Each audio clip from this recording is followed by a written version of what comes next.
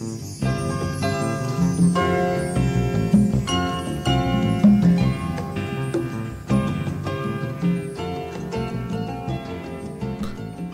days, many people are aware of smartphones and tablets and computers. The problem is that when they look at smartphones, they're aware of nothing else. I've heard that sometimes they wouldn't even see people walking around them.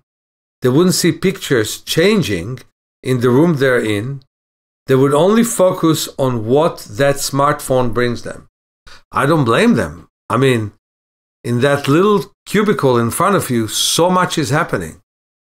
The only problem is the vision gets compromised. And so we have to really know that we have to look at the distance at least 20 or 25 minutes a day. We have to wave our hands to the side. And sometimes when we use the smartphone, we have to wave our hands sideways as we're looking at the smartphone. Many blessings to all of you. Listen to the radio show, which is right after this message. Ways to naturally improve his eyesight and his vision. He now teaches around the world natural vision improvement. He has a driver's license, and he is a wonderful friend of PFW. He called me on Friday and said, February is Low Vision Awareness Month. So we quickly rearranged things to make sure we had room for him. You will be hearing him a few other times during the month, and hopefully next week on Dr. Watkins' show. But with that said, Meir Schneider, we give you a drum roll, and we're so happy that you can be with us today. I couldn't be in any better place. I just want to start and tell you about a wonderful kid by the name of Gregory that I met yesterday. About 10 years ago, distressed parents gave me a call and they said, our child was born with cataract in one eye. Now, my two kids were born with cataract in both eyes, just like myself. And then not only did he have cataract, but he had formation of blood vessels behind the lens. And so they wanted to operate him in a big way and remove the vitreous and remove the lens, and the parents didn't want to do it. So all the doctors of the Bay Area, where I'm from, fought with them. Then, basically, they wanted to put prosthesis, and they even went to Moscow to see doctors in Russia because they came from Moscow. They wanted to put prosthesis on his eye, and eventually they wanted to remove his eye. And the reason they wanted to put prosthesis in the front of the eye is so the eye that was born with the difficulty, that will be blind, will soak, and all the cheekbone area and the forehead area will be closer to each other, so he would look deformed because one eye works and one eye doesn't. And I told the parents, don't even think about doing it. I've shown them light therapy with that eye that he responded to. I haven't seen him for 9 years. So I knew him as a baby. And then I saw the most beautiful kid. And one thing the parents told me, the eye did not soak. It looks completely normal. And he only used his other eye. So yesterday, we were able to get him to have, again, light perception in the eye that was supposed to be removed. And he saw the light. We put 2 patches, really firmly covered the other eye. And he was able to even see a shadow of a ball and eventually the colors of a ball. And I cannot tell you how excited the 10-year-old kid was. And somehow, the affinity that he had with me when he was 3-month-old and then 6-month-old and then 1-year-old stayed. He somewhere intuitively felt great connection to me when we met yesterday. So it was really unbelievable. I'm still trying to absorb all this amazing feeling that came to me that the eye was not removed. Yes, he is legally blind there, but the fact that we can stimulate that eye will give lifelong time for the other eye because it will not be imbalanced. So yes, and that was fantastic. And I know, as you know, Meir, I was also born with an eye problem since birth, so I can relate to that young man for sure.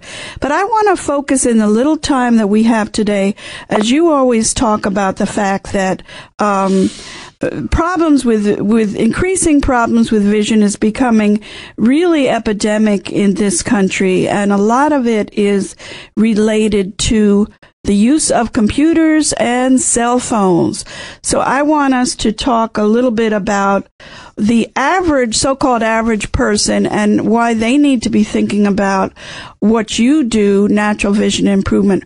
We also have two guests lined up who are one of whom you know well. But the first person, I don't know if she's on yet, she's going to talk about a problem that she had with recent cataract surgery. I'm not sure if Pam is on yet, but before Pam arrives, Meir, I'll just share what happened to me in December, which made me think a lot about you. My eyes have been doing very well, and all of a sudden in December, I decided with some of my good friends here in the city that we needed to pull together a town hall meeting on what's happening east of the river with our hospitals, and we pulled together a town hall in 7 or 8 days. It went very well, but lo and behold, and it wasn't really that stressful for me, but lo and behold, I found out after the town hall, I had major problems in seeing. One therapist thought I might have permanent optic nerve damage, but then my ophthalmologist said, no, there's no permanent damage. Of course, he didn't have the recommendations you would give me about what can I do to improve my vision. So it has improved now. It's been about 6 weeks, and I've tried to rest and do some of your exercises, but perhaps you could just share with us before we bring Pam on, just briefly, and I know in my case it had to do with using my cell phone nonstop to pull that event together. Yeah, I think that what you're saying is more alarming than one thing. I believe that because of the use of cell phone, the smartphone and the computer screen, and these days they're becoming smaller and smaller, like tablets, what really is happening is that the eyes are very strained. We're looking too much from near, and I will never forget that once before a lecture in a library here in San Francisco, I stood basically 3 inches from one nice lady who was looking at her phone, and I did it on purpose. And when she finished looking at her phone, she still didn't pay attention to me, and then softly I say, hello, so she turned around, and I said to her, do you see how close I am to you? She said, yes. I said, did you see me when you were looking at your phone? She said, no. I said, this is exactly what I'm going to lecture about in the library. So what happens is, for 2 million years, we had periphery. These days, we forget our periphery. That's the first reason for glaucoma in the eyes. And that's what you lose when you look straight at your phone. The other thing is, if you don't want to have cataract, make sure that you look far at a distance. And I predict that all the problems that happen to people in my age, in my 60s, will happen to people in their 30s within the next 10 or 15 years, and will happen to people in their 20s within 50 or 60 years. And that's why it's so important for me to talk about this. When we look near, we strain the eye. Those who have a lens and didn't have cataract surgery strain all the extrinsic muscles, and they strain the fluid, the fluids within the vitreous of the eye. Those who have a lens also strain the ciliary muscles of the lens that make it like a magnifying lens when you look from near. Therefore, we need to look far at a distance for about 4 minutes before we use our phone or our computer, wave our hands to the side so we know there is periphery, and later on, within 2 hours of using them, look 6 minutes at the distance, and do it for about 20 minutes a day in 4 to 6 minutes intervals. And when we have a nice vacation, spend 10 minutes at a time looking at a distance to rest from looking from near. Now, in your case, even though you are doing much better than before, you have some weakness in your eyes. And so for you, looking at a distance was a must. And then, in your case, as well as in my case and most others, we have to do the exercise that I told again and again on your show and others, palming, where we rub our hands, relax our shoulders, and a nice exercise is to interlace the fingers and move the arms in rotating motion, the whole range, and put the hands extremely gently around the eye orbit, and close the eyes very, very gently, and visualize that we're seeing nothing. And if it's possible, visualize that we're seeing blackness, the same blackness you'd have in a cave or in a dark night with no stars. And if you can do that, you rest from the incredible stimulation that every human eye has these days. Now, when we talk about low vision, it's very important that people with low vision would look at details, because quite often they stop looking at details, and if they would look at details, they will start to see better and better. But let me ask you, Meir, when we're looking at a cell phone or computer, we are looking at details. But you don't have low vision. I don't know. No, low vision is that even with glasses, you can't actually see the regular details on the phone. Yes, I get it. So it's more extreme than what I'm experiencing. Exactly. You have poor vision, but not low vision. Okay. Low vision is somebody who will not see the big E on the chart from 3 yards instead of 6 yards. So basically, low vision is no matter how many glasses you give them, they can't really see much. And for example, I had a lady who was born with glaucoma. And we're gonna. I'm sorry. We have two people. But finish your story. We want to get to Marsha Coleman. She was blind in one eye from early childhood, but the other eye had cataract. The cataract was removed. It was successful. The vision was 90% of normal. 20/30 was great.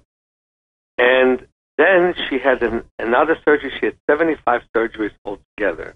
And people don't understand that you never know how you come out of any surgery. If one went well, doesn't mean at all that the other one will. So what happened is they did a surgery not even related to the eye, and they gave her some drugs after that, and she lost 99% of the vision in that eye. And what I was teaching her when she met me for an intensive 2.5 hour session is to look. Because after losing so much vision, she stopped looking. And as she started to look, she gained her periphery, and she gained vision from 1% to 10%. So that's what I want to say about low vision people. Low vision means that there's partial blindness.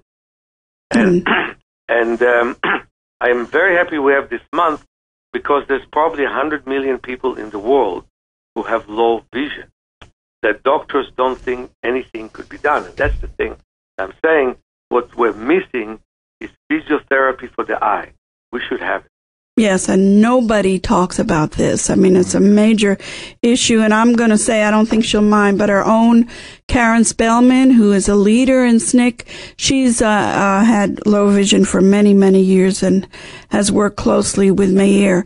With that said, we're going to bring on two members of our PFW family. First, Pam Rogers, whose birthday was Saturday, who used to produce this show, who's a shining star in the community, a founder of the a cappella group called In Process, and a good friend of mine, and Chuck.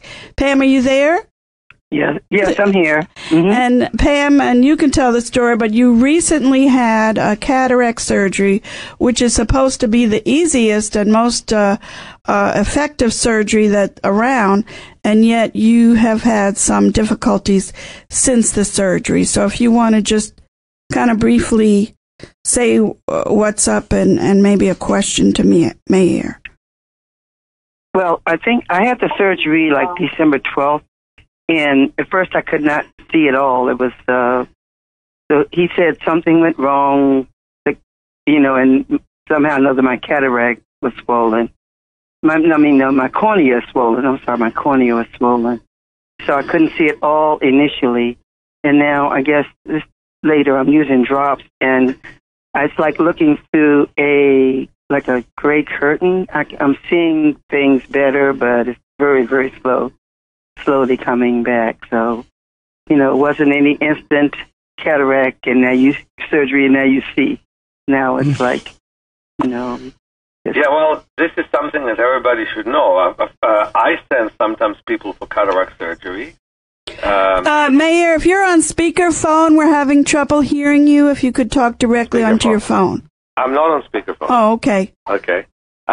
So, people think that cataract surgery is always good. I send sometimes people for cataract surgery, and sometimes it works very well.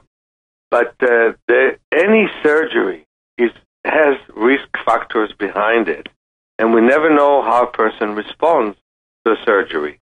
And I know a lady who I met who had several cataract surgeries and lost 95% of her vision and was about to lose the last 5%. I was able to help her to not lose them and, in fact, see much better. But in your case, Karen, it's possible that your swelling will go away and that you will see much better. Try to think positively about it. One thing that you should do a lot is rest your eyes.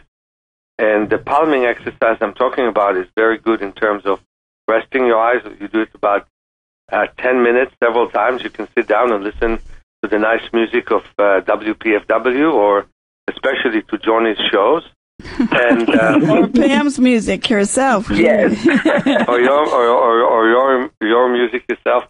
And take deep breaths slowly and let that area relax. Also, it's good for you. I know it's the worst time of the year to tell you that, to sometimes put for 1 minute at a time, a few times a day, a cold towel around your eyes. So it's like do some stretches with your body and massage the rest of your body to bring more blood flow to your head. But on your eyes, if you close your eyes, you can put some cold towel and rest them. And most likely, within a month or two, you'll do better. And I think the best thing for you, of course, is as soon as you can to meet me and work with me on your case. But I think that it will heal, and I think this will do way better. Any other question, Pam? Well, no. Well, thank you very much. And I just want to know, when will you be here so I can do that? Well, he's going to, those of us who are able, I wish I could have a magic carpet ride and go to San Francisco where Meir's giving a workshop in the end of February, is it, Meir? No, from the 14th to the 19th, which is coming soon. So any one of you can, because quite a few people came to San Francisco for my 6-day eye class. The last one I was teaching in Jaffa, near Tel Aviv. We had 48 students there. 90% of them saw better at the end of the class. So, why won't you just be wild and leave frozen back east and come to moderate weather here in San Francisco and rest from it. And we had a few rainy days, but right now the sky looks beautiful. And come at the end of next week on Thursday, and let's start and work together. I think it would be the best vacation you can have. Better weather and better vision. How about that? And Sounds good. Mayor, give out your phone number, and we'll give it out again. 415-665-9574. Okay, 74. And I know sometimes you come out here in the spring, but I think if Pam could go out there, would be great. And Pam and I will be getting together and doing some of that work together. Together with our next guest, who's also a friend and has been to your natural vision workshops and is also on the airwaves here at WPFW, and that is Marsha Coleman. You can hear Marsha once a month. She's part of the What's at Stake collective, and you come on, I think, is it the fourth Wednesday morning, Marsha? Right, the fourth Wednesday of every month. Yes, and Marsha has also worked extensively with Meir as well, and she will be having Meir on her show later in the month. But Marsha, you had a specific question for Meir. Right. Hi. Good morning. Good morning, Meir. Hey, nice to hear your voice after 500 years. Actually, I was just in San Francisco last summer. So That's true, but it feels like 500 years. It's too long, no question about it. I just thought maybe for those, for our listeners out there who are dealing with glaucoma, it would be good for you just to give them a real brief summary of how the exercises that you prescribe can be useful to people who are dealing with glaucoma. That's my first question. And then the second question, very much like Pam's question, is that one of the things that doctors almost always prescribe for people with glaucoma is the laser treatment. And most people don't think about it. They just go ahead and get the lasers because the doctors will tell them that the laser treatments are fairly benign. So I wondered if you could just give like a real short summary of your protocol in terms of exercise for glaucoma, and then address the issue of laser surgery. Well, let's first of all talk about what glaucoma is. If you go to any glaucoma specialist, they will tell you what it is high pressure in the eye that leads to death of the optic nerve. And indeed, many people do get blind from glaucoma. There's no question about it. The interesting thing is, often when they reduce one's pressure, people still would lose their vision. And they don't have any explanation to that. So the pressure is a strong factor, there's no question. But then you have many people with low tension glaucoma, which means that they think that normal pressure is hard on them. And then, quite often as a result of the drops, some people start to have pressure which is below normal, and then they can lose their eyes because they become soggy. It's like, you do want to have some pressure in the eyes, but when it starts to be 8 or 7, that starts to be dangerous. And that sometimes happens from the drops. Now, there are many more reasons for glaucoma. One of them is poor blood flow to the optic nerve. And the optic nerve gets destroyed because it doesn't get enough blood. And when it doesn't get enough blood, it dies regardless of what your pressure is. Second is that quite often there isn't enough blood flow to the eye itself. And we do need to use the plasma of the blood to produce the fluid in the eye. So the fluid doesn't drain enough. Not enough fluid comes in, not enough fluid drains. And that causes the pressure. So adding blood flow to the head by loosening the neck and loosening the scalp is the first condition in helping glaucoma. The second one is creating balance use between the two eyes, because quite often one eye will be overworking and the other eye will be underworking, and then balance use within the eye, where sometimes some parts of the eyes overwork. For example, when we read, we look down in the area of the nose, and we don't look enough up, and we don't look enough in the area of the temples. That eventually leads to more destruction of the eye than just the pressure. And it's like there is I forgot the word there. We both forgot it. But there's connection between losing pressure, between having pressure and poor blood flow. Poor blood flow could lead to pressure, and pressure reduces the blood flow. So both of them are working together. And so I think it's very important for us, yes, you want to work on your pressure, but know you don't want to excessively take drops. I know of one guy who told me that he had a machine that showed him his pressure, and he found that taking drops every day actually increases his pressure, and it's only his condition. It's anecdotal, but still it's interesting.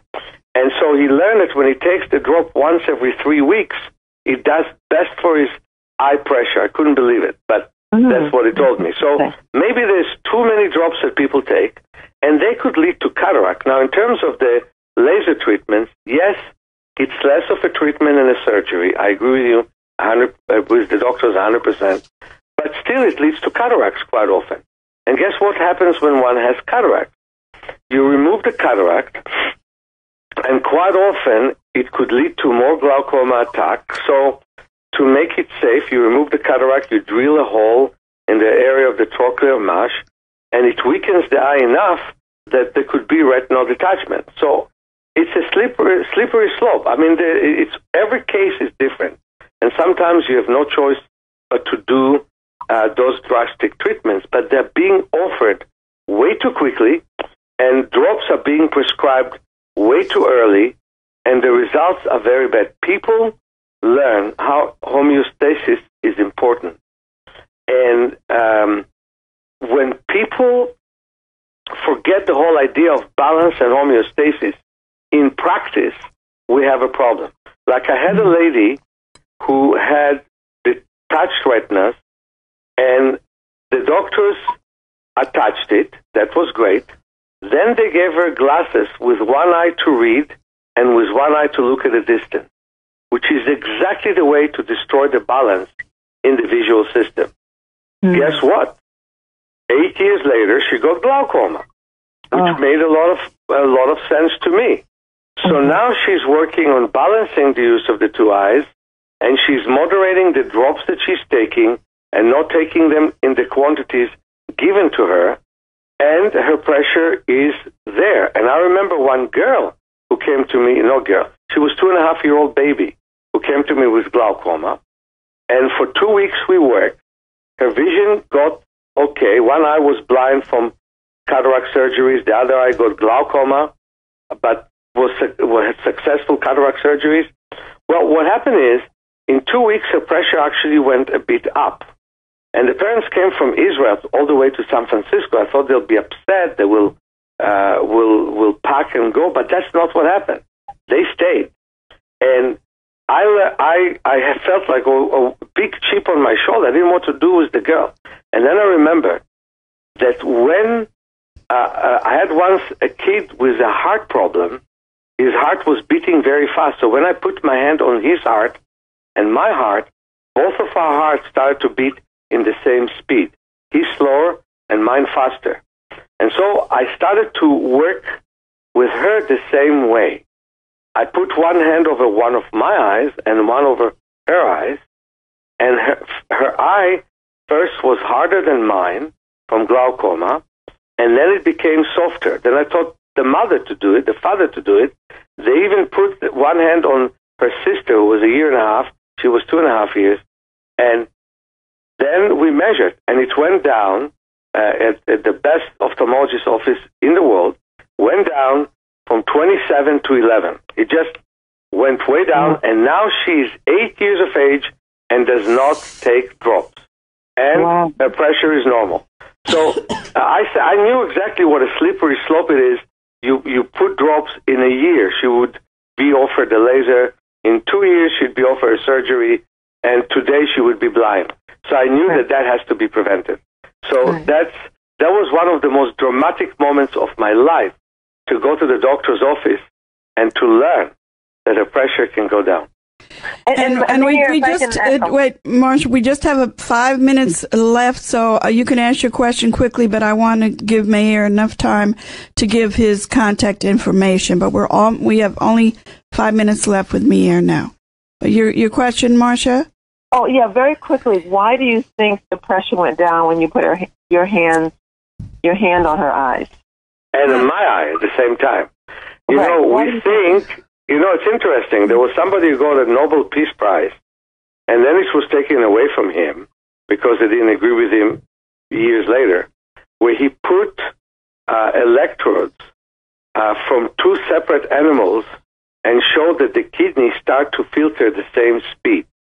I really believe that we are much more connected than we think we are. And so when I put one hand over my eye and one hand over her eye, that there was a transfer of energy and electricity between the two eyes. And more than that, when her mother did it, and when her father did it, and when then they put the hand over the other baby's eye and her eye, I tell you, to go down from 27 to 11 is not that simple. And we did it in 3 weeks. So that was an amazing thing. It was done daily for half an hour a day. Now she has a therapist who does it. No drops. She's 8 years of age.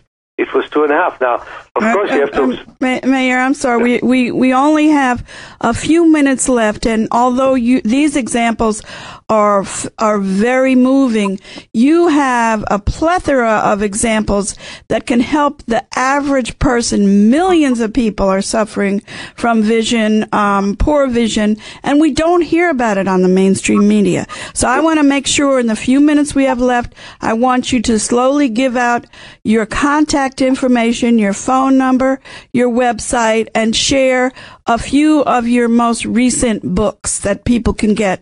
You will be on Marsha's show in a few weeks. Hopefully you can be on with Dr. Watkins next week. But I want to make sure that listeners know that the work that Meir does is relevant to all of us. And one of the things we've been wanting to do, Meir has 10 natural vision improvement tips, and we've been wanting to record that for years when Dick Gregory and Brother Bay and Kalanji were around, but one day we're going to do that. They are very simple techniques that we all should know about, such as looking far in a distance, stepping away from the computer, waving your hands to distract your eyes, etc. But Meir, give out your basic information where people can find you. And our phone number is 415-665-9574. Our web is www.self-healing.org. I give daily tips for 1 minute on our website, on our Facebook, and we have in YouTube, we have a channel, and every week, between once and twice, I do a special message. And one thing that I want to say, Joni, people think, I don't see well, I just put glasses on, don't worry about it. But truth of the matter is that simple nearsightedness and simple farsightedness are a sign of weakness and, to some extent, visual stress. And not taking care of it is basically creating a problem for one's future. Just like allowing your back to get stiffer and stiffer throughout the years and not taking care of it does lead to arthritis. Same thing about the eyes. If you don't do what it takes, like blinking and resting, looking at a distance, looking at details, paying attention to the periphery, balancing the use of the eyes, you don't do all that, and with time, the whole visual system starts to weaken and weaken until it basically collapses in a form of pathology, like glaucoma, like cataracts. Yeah. And the solution is not simply to treat pathology. Sometimes there is no choice. And sometimes it's as simple as Dick Gregory used to do. You would tell people to take off their shoes and walk backwards, and I can remember Dick Gregory doing that frequently. So Meir has a lot of natural vision improvement tips. We urge you to check him out, 415-665-9574, or go to his website, self-healing.org. And as he mentioned, he now has a wonderful podcast, and I'm sure if you call the office, you can be on the list to get his podcast where he talks about one of his wonderful natural, simple tips for natural vision improvement. Meir, it's February, so we give you a big Valentine's heart and hug. We love you for all the work you do for the thousands of people that you have helped, including me. And we look forward to hearing you on Marcia's show and on Dr. Watkins' show next week. Again, thank you, Meir. Listeners, you can call him at 415-665-9574. And someday, maybe we can all get together and figure out how Meir could get resources and support to do a lot of research to prove, according to the scientists, that what he does is extremely effective. Meir, thank you, and good luck with the wonderful workshop. People should consider flying out there to San Francisco February 14th. Give yourself a big Valentine's Day present and go out there to Meir's workshop. Thank you, Meir. Thank you, Joni. Thank you, Marcia. Thank you, Pam. Okay. It was Well, wonderful to be on the show.